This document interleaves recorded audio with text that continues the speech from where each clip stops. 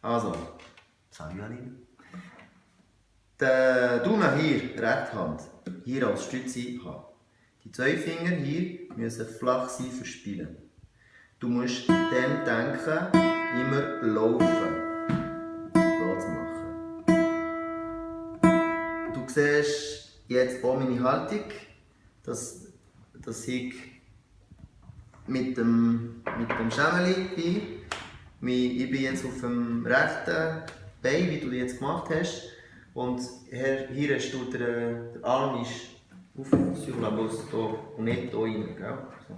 Was auch möglich ist, kannst du auch so klassischermässig umgekehrt da hier. Du musst die Beine so auftun, muss gerade sein. Hier musst du auch nicht irgendwie so oder so, einfach gerade sein. Und es ist, ja, nachher die Technik ist ein bisschen anders. Du kannst beide probieren und nachher die Variante, die dir gefällt, halten. Jetzt gehe ich zu der linken Hand. Für einen Ton, dass ein Ton klingen kann, musst du mit der Fingerbeere so hoch wie möglich, Nägel nicht zu lang haben, und mit dem Fingerbeere drücken, nahe zum Fret, das sind Bünde und die metallische Dings hier ist die Fret, F-R-E-T. Und du drückst gerade hinten, nicht hier, sondern hier, für den ersten Bund zu drücken. Fingerbeere nahe zum Fret, Daumen hinten ist immer gerade und musst auch mit dem Daumen drücken. Von hier kommst du die Kraft über. Und dann kannst du hier wieder da probieren zu drücken und spielen.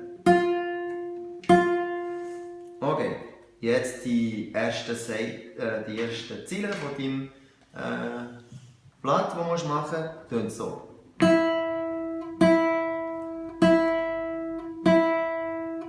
Finger immer nahe zum Hals halten. Jetzt auf dem G. Wenn hier ein bisschen schwierig ist, darfst du ein bisschen bewegen, aber nicht so weit gehen. Und wieder zurück. Und nochmal auf den Null. Das kannst du wiederholen. Jetzt höre ich gerade auf. Für die zweiten Ziele ist das Gleiche. H. C. Nicht vergessen laufen. D. Nahe zum Fret. C. Und kannst noch ein paar Mal machen und so weiter. Gibt es etwas jetzt, wo du noch denkst, wo du daran denkst, was ich vorher gesagt habe, was ich jetzt noch sagen soll? Oder ist es gut so?